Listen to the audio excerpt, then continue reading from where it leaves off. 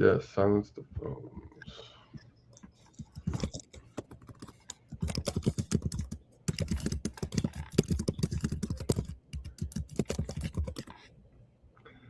Hello, everybody. We are live today. It is the day that our King Jesus Christ paid the indescribable death, and there's not enough words that can describe that. He became poor so we can be rich, and that's one way that we can enforce that victory. He wants his kids to be victorious, and I have a special guest on with me today, and we are going to introduce him. I'm going to get him on the screen right now. Awesome. Well, Darrel, we got to meet, and it was really fortunate we got to meet at Regent Bank's corporate headquarters with Sean Copeland, and I'm really excited about your book. I got the book right here, Micro Obedience for Macro Impact. I happen to be in the field of economics, so I was already attracted to it, and I really got to get into it with Noah. I've been working on my project, my arc, and that's been really helpful. But can you please share a little bit about your new book, and what do you want the audience to know about it? Awesome. Well, thank you, Brett, for all that you're doing for God's kingdom in the realm of economics and business. I appreciate you and the audience that you serve. Thank you. You're doing God's work, brother. So I appreciate you for this platform. Yeah, thank you. So for everyone here, my name is Darrel Frater. I'm the author of Micro Obedience, Macro Impact. It's a book that speaks about how small acts of obedience lead to large impact in God's kingdom and the world. A lot of times we think it takes these really big, grandiose things to honor and serve God, but there are so many opportunities that are small and micro to say yes and surrender to the Lord Jesus Christ to be able to unlock huge impact in God's kingdom in the world.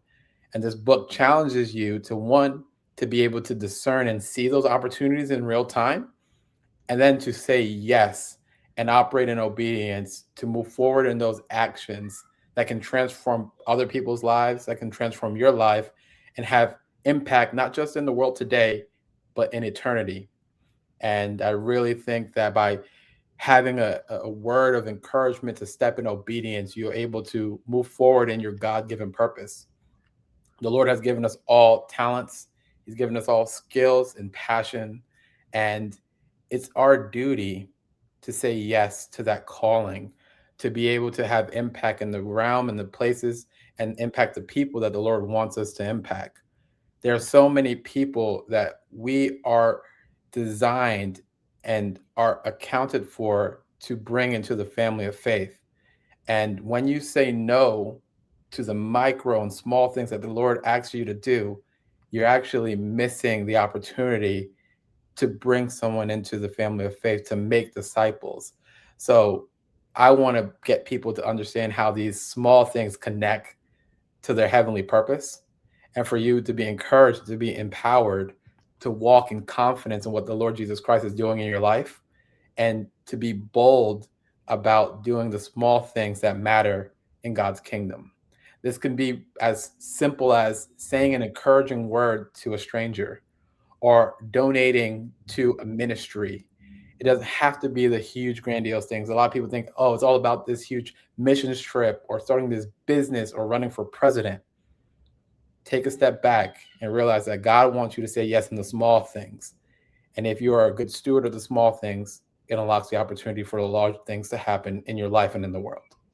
So that's the intro, Brett. I'm happy to dive deeper into any particular parts, but I use context from my life as well as context from the Bible to be able to prove how micro obedience leads to macro impact. And as you mentioned, I talk about the story of Noah, how Noah was given a task by the Lord to build this huge ark. And some scholars even think that there was never even a drop of rain. It hadn't rained until the flood happened. So if you can imagine or have empathy in where Noah was in his life, around having to build something for a purpose that no one knew about the problem that was at hand. If you really think about that, it hadn't rained yet. Why would he build something that there's never been a use case for? And this same thing happens in our lives today, where the Lord wants you to build a business, or he wants you to build a family. He wants you to do things today where there's no reason for that thing to exist today, but there's something coming that he wants you to be prepared for. But it takes obedience today to be prepared to what's coming tomorrow. So that's why I included the story of Noah in the book. And for each of the 12 chapters that we have in the book, we share a story from the Bible that exemplifies different acts of obedience and that leads to large impact in God's kingdom. Awesome. Well, thank you so much, Darrel.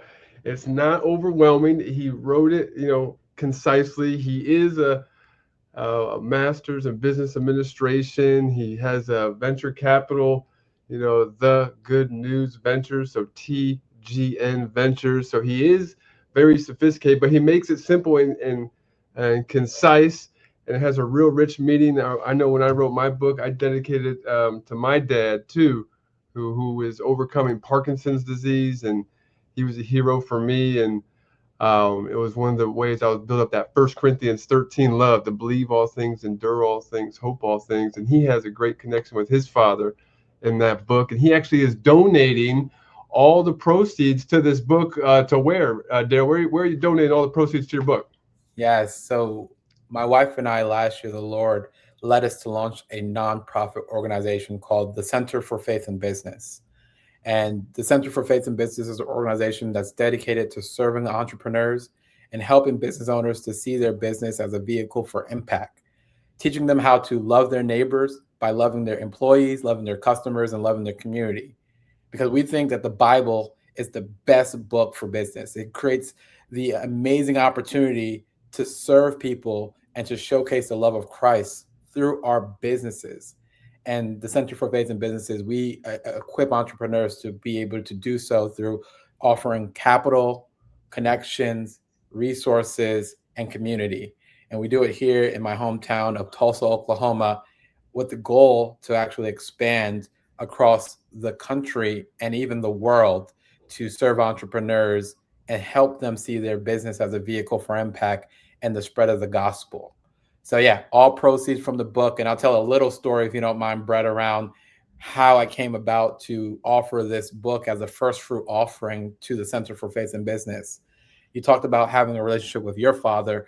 My father is a huge inspiration as well to me. And when he started his business way back in his teens, he's an immigrant from Jamaica, and he learned a skill building with his hands. He actually learned carpentry. And he came to America. He actually built a furniture business. And with his furniture shop, he made these beautiful set of chairs and as his first product that he created. And the Lord gave him instructions to offer those chairs to the local church as a first fruit offering. And when my book came out 3 weeks ago, I was excited. The box came in, I had 50 copies that I was ready to sell.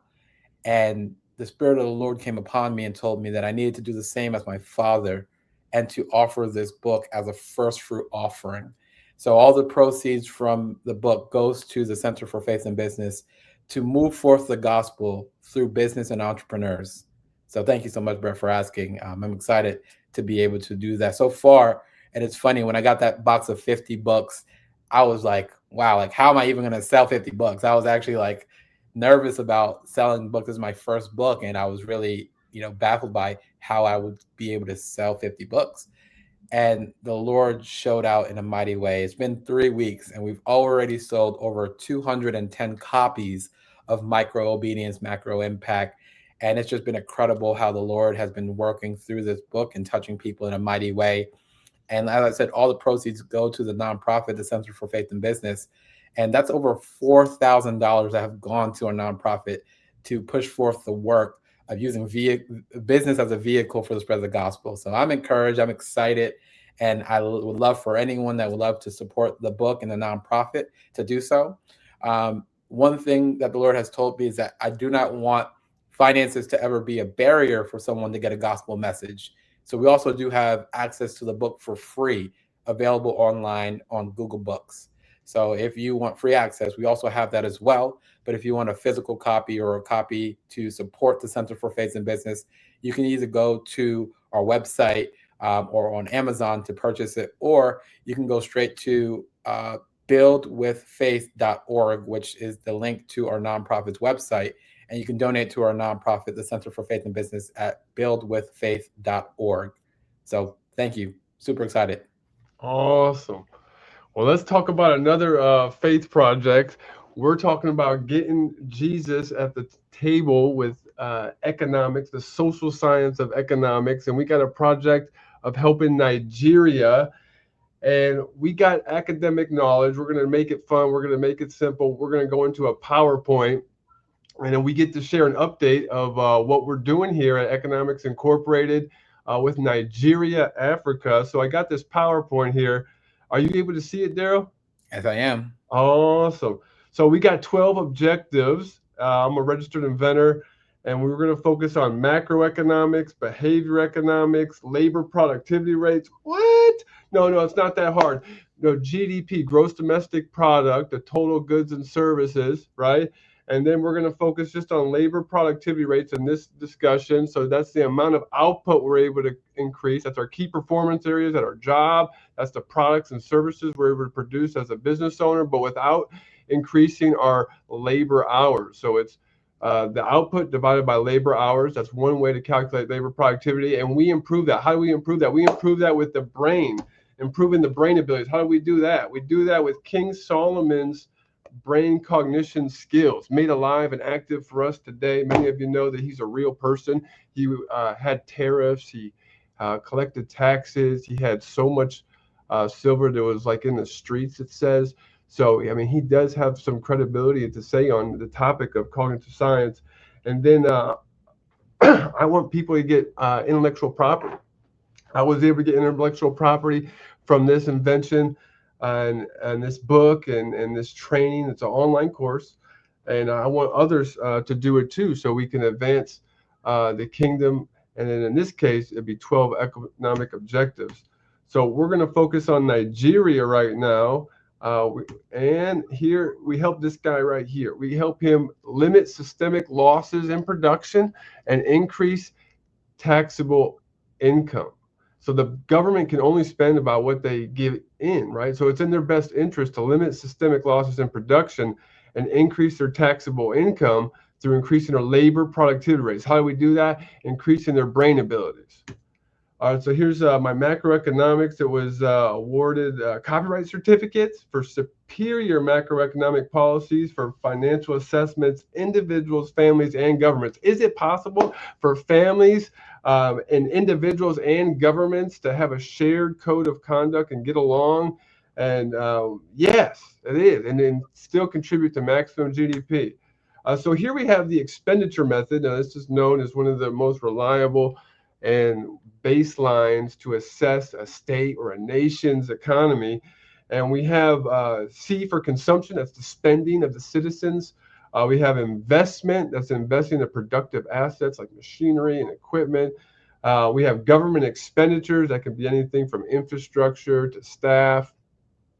And then we have exports minus imports. And that's going to give us the expenditure. It's a guideline to assess GDP. If you're saying, well, I'm not an economic, well, just hang on. It's good for us to know about GDP. It's good for us to know about it. And it's all going to make sense of how you personally can advance your brain abilities. And then that's going to improve your labor productivity rates. And then you're going to add to this. In Nigeria, Africa, we're focusing there, but it applies everywhere because it's based off of laws. All right, so this is the definitions. We can go over this later. Now, how important is GDP?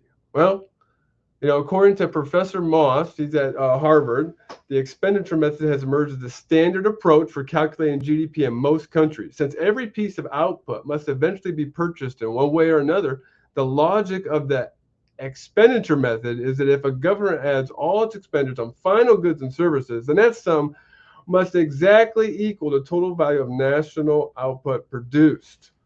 All right, and then it goes into those categories. So now, after the program, So let's just talk about Nigeria, Africa. More people advance their brain cognition skills with P8 cognitive reasoning. It's Proverbs 8 cognitive reasoning right here.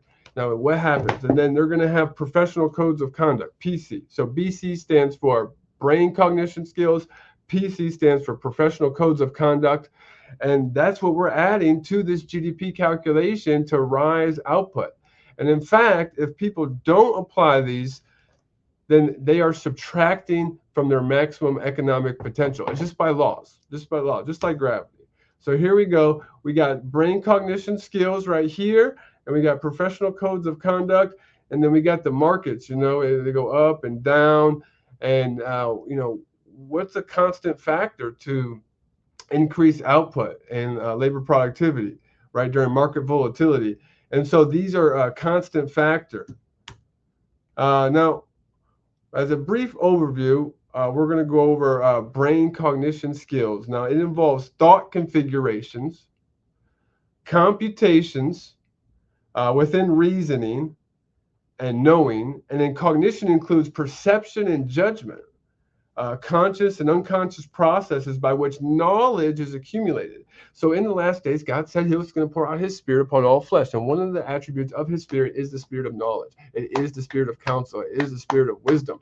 It is ḥāḳmâ wisdom. Is there a baseline for a wisdom that's superior? The world has a wisdom. The natural mind has a wisdom.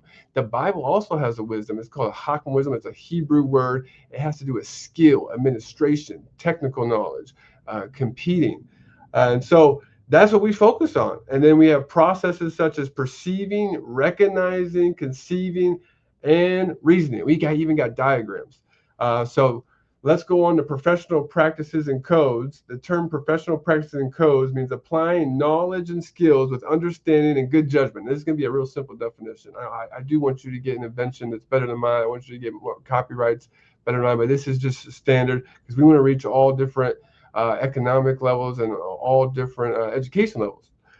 So it's a set of instructions for the brain computing factors in order to perform skillfully. So we know that before we execute our codes of conduct at work, that it's going to be a thought configuration. It's going to then become a computation within the brain, and then we execute it, whether in words. Darrel, you want to share some more about how you're doing best practices? You take your thought configurations, you take your brain computation, you put it in TGN Ventures. Yeah, I would say that it all stems from just letting the Holy Spirit guide you in your direction. When you have knowledge of Christ, you're able to operate in wisdom. You're able to operate with discernment on how you can serve others. And I think that when you see business as a vehicle for service, financial return becomes an abundant byproduct.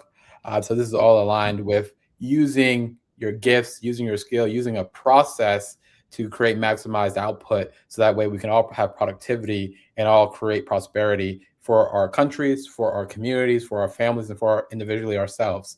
So I love this framework that you've put out. And I think that it's super important for us to understand the macroeconomics. So that way we can also operate in the microeconomics of how we can contribute to our society.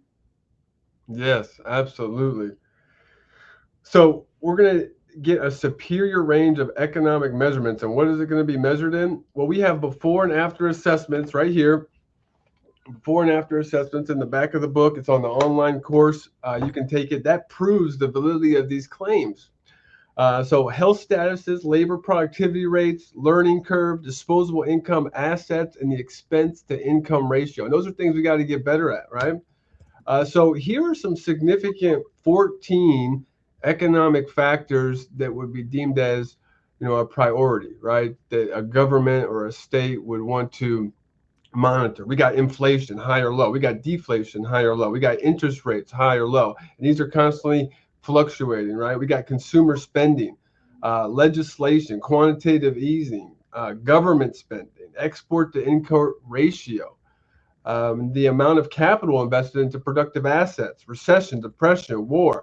So we got a lot of different volatility going on. And then if people apply these two factors, it's going to constantly rise, and it's going to help governments limit systemic losses in production, and it's going to protect the church. Why is it so important to protect the church? Well, we'll go into a little bit more, but it's coming up. But it protects the code of conduct that the church produces for a nation. and for their government. All right, so here is there a baseline, for thinking? Well, here's one of them. We have a few of them. Well, so let's look at God has to say about it. And all you're getting, does it say get money? No. And all you're getting, does it say get hope? No. And all you're getting, it says get understanding. So I don't know about you there, but I constantly ask God for understanding. I need to understand, Lord. What do you want me to do today? You know, um, and then I need to understand how to accomplish the goal, right?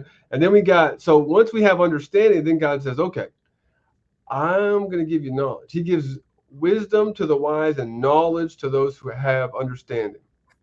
He'll pour out more knowledge to you. Now, he can give you knowledge that doesn't come from a book, doesn't come from a conversation, a podcast, a YouTube video. It doesn't come from a social media post. God's going to give you that knowledge. God gave Darrel a lot of this knowledge and me a lot of this knowledge. And then we had constantly got to get better at step 3. Summate the effects of decisions before they're acted upon.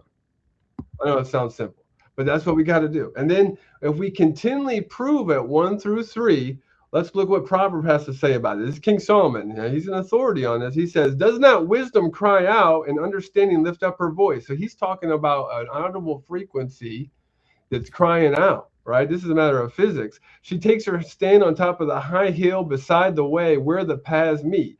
So this is on the high hill. You can look at it like it sees all the possibilities, probability. It has the view. Why do leaders make so much, good decisions? That's one way. And then beside the way where the paths meet. So that's cause and effect, where the paths meet, right? And so then it says that, well, if you apply this understanding, if you apply this wisdom, right, it's talking about here, the ḥāḳmâ wisdom, the Proverbs 8, it's crying out, it's an actual frequency, it transmits in the brain, it gets in our thought configurations, the data, the codes, the procedures, the intel, the useful information gets in our thought configuration, it becomes a computation, right? And then we put it into a code of action, and then what does it say? It says, my fruit is better than gold. What? Yes, than gold, fine gold, and revenue than choice silver. Now, what is better than gold and choice silver? Well, there's a few different things, but one of them is output. So one of the reasons why our currency here in America is so valuable is because of our output. We're not backed by the petrodollar anymore. We're not backed by gold. It's our output. So you look at that and you say, wow, man, that's interesting. I can increase my output. Yeah, it says in Proverbs, consider these riddles, these enigmas. Darrel, any comments on this? Yeah, I think that it's incredible just how we can use his wisdom to understand how the Lord wants us to operate in this economic for the kingdom. There's so many things that we chase after in the world, money, status, fame, etc. But in the kingdom, none of this stuff matters. The Lord is more concerned with your heart posture than what your pockets look like in terms of your wealth. The Lord really wants your heart, not your treasure, not your resources. And when you think about these things and how you can use your treasure, use your wealth to glorify God through your giving, through your actions, through the way that you steward wealth, you can use your capital and your resources as a vehicle for the spread of the gospel, because the Great Commission is to make disciples of all nations. And when you're aligning your works, your life, your stewardship of your resources to making disciples, you are in alignment with the God of the universe. And we serve a God that never fails. And if you are aligned with his will, guess what? You never fail either. So this area is super aligned with how the Bible looks at stewardship and economics. And I think this is a good practice for you to understand just how this framework is a cycle of wealth generation as well as prosperity and impact in the world. Yes, sir. Yes, sir. All right. So then we have, what are the properties in this brain scale, Proverbs 8? You're saying, well, what's in it for me? Why am I listening to that? We get this book, Micro Obedience for Macro Impact. You get the book, PA Cognitive Reasoning. Well, look at this, complex understandings. So counsel is mine and sound wisdom. I am understanding. I have strength. So we just read how important it is to get understanding, right? So we need advanced understandings, right? So part of advancing our brain cognition skills is complex understandings. Counsel is mine, sound wisdom. I am understanding. It has master craftsman attributes. It says in Proverbs 8:30 that I was beside him as the master craftsman. So this is an intel. This is a thought computer. This is an intelligence that we have access to. We can lead people with proficiency. By me, kings reign and rulers decree justice. So that's Proverbs 8:15. You may not be a king, but you can rule and govern, guard, and guide a certain domain, and you can increase that domain. Well, what about conceiving factors and data within thought configurations that are relevant and expedient to our objectives? So there's a lot of information, but we want something that's expedient. So I, wisdom, dwell with prudence, and I find out knowledge and discretion. You and I and Darrel, we constantly have to find out the pertinent, the most useful information at the time, and that's going to help us. And then we got some more. Riches and honor are with me. We got enduring riches. So that's able to withstand high and low income. On a personal level, sometimes our expenses are higher. Sometimes our income is higher, right? But if we stay according to these thought configurations, these computations, we're going to have more of these properties. So you could use the term promises, but we use the term properties. Why? Because it's about science. It's about God created the science. In fact, it says in James 1:5, and let any of you lack wisdom, let them ask of God, right? And if you look up that term wisdom, it's Sophia in the Greek. And what does that word mean? Well, one of the definitions in the Greek is scientific logic, scientific logic. So this is what we're helping people with. And then we have computing unquantified number of variables and possibilities, the top, right? We want the top perspective, right? And then the enigmatic phrase, where the paths meet, best practices, techniques, right? So why is this so important? Well, we're on a movement. We're taking a stand, and we want you to take a stand with us. Why are we taking a stand? Because it's not right for 12 million Christians to be displaced since 2009. 2009, 12,000 Christians. What does it mean, displaced?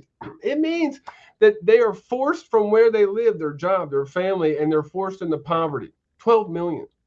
And 17 Christians are killed for their faith every day in Nigeria. I mean, what? I know you may be desensitized, but no, think about it. They're just getting killed for their Christian faith. So why are we saying this? Because we are helping this government of Nigeria, and we're going to say, hey, look, you know what? These are terrible systemic losses in production, right? And you need the Christians to not only increase labor productivity rates, but you got to stop this. So we're going to get the military and the police to stop it. It was so bad that our president sent our troops, our money, our resources, the precious lives over to Nigeria to stop this. All right. So here's some updates on Nigeria. I get my sources from Equipping the Persecuted. They're on the ground there. And then the American Center of Law and Justice. And why are we helping them? Well, because we're raising up people in Nigeria so that they will have more power and advance in PA cognitive reasoning as they take the online course, and then they're going to be able to stop it. All right. Now, we got a lot of different things. I'm going to run through these slides because we're running short on time. Darrel, how are we doing on time with you? I actually only have a few minutes left. Okay. Awesome. So I'm going to run through these slides real quick, and then we can talk more about them later. But we do actually have 12 macro objectives that tie to that GDP to calculation, which is part of this movement. We invite you to take a stand today with us. Get involved. You can join our free challenge, and we get free content. And we're moving in Nigeria, free content for you people in Nigeria. And then you can take our course as well. And we want to equip you. But here we go. This man cried out to the Lord.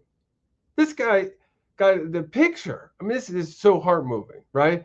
And so just like in the book of Judges, they cried out to the Lord and he raised up people. So if you're listening to this right now, God is going to be raising up you. All right. All right. So here we go. We got the Christian congregations.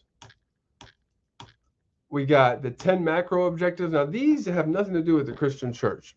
Governments have these already on their objectives, their initiative. Okay, we got to stop these. These are objectives. We got to stop poverty. There's some of the poverty. This is what we help stop, right? We help increase gross domestic product. We help increase vocational performance, number 5. Education, number 5. This is education to help with those results. This is what the government already has, regardless if they're going serve Jesus or not, they need help with this. So we come alongside and we help them with these 10 economic objectives, right? Mental substance abuse, welfare and Medicaid, stopping abortion, sexually transmitted diseases and infections. And it shows the cost in there, and the foster care. We prevent those actions, crimes and incarceration. So just in this brief overview, you could see that, yeah, man, this is imperative. And these codes of conduct are imperative for a nation and a government. The government will be on his shoulders, not Isaiah 9:6, and we are the body of Christ. So it's time for us to rise up. And Darrel, I know you got to leave. You want to close us with anything? Hallelujah, man. You're preaching, brother. Thank you for everything that you do to serve and share your wisdom and gifts of economic. I think that there's an incredible opportunity for people to see a move of God in the work that you're doing. Thank you for your education. You're a teacher, and teachers are exalted high in the kingdom of heaven. So thank you so much for what you're doing. And so many people here that are listening and are able to get this message. Listen to what Brett is saying, understand how economics play a role in your God-given purpose, be a good steward of your resources, and participate in God's plan to make disciples, for him to be known by you and to be known by others. Thank you so much for having me here. If you guys want to connect with me, my name is Darrel Frater. I'm the author of Micro Obedience, Macro Impact. We'd love to connect. And if you want a copy of my book, we have offering for free copies digitally, as well as if you want a physical copy, you can just Google it and you can find it on Amazon. But I would love to connect. I would love to stay in touch. And thank you, Brett, for having me. Awesome. Well, thank you so much for being here, Darrel. God bless you, brother. Take care, everyone. Bless you, brother. All right. So that's our good friend, Darrel. I'm going to continue because we got so much to do. So if you're interested and you want to know more, you can go to economics.solutions, economics.solutions. You can sign up for a course. Courses are very affordable. And you can sign up for our free challenge in the Facebook group. There'll be a free and a paid option in the Facebook group. And when the righteous are in authority, the people rejoice. But when the wicked man rules, the people groan. So God is raising me and you up today. And one of the ways he's doing it is improving our brain cognition skills, improving our best practices and codes of conduct. And I look forward to connecting with you. And I will be on Facebook more often. And we are going to get those properties in Proverbs 8. By me, kings reign and rulers decree justice. Bye-bye.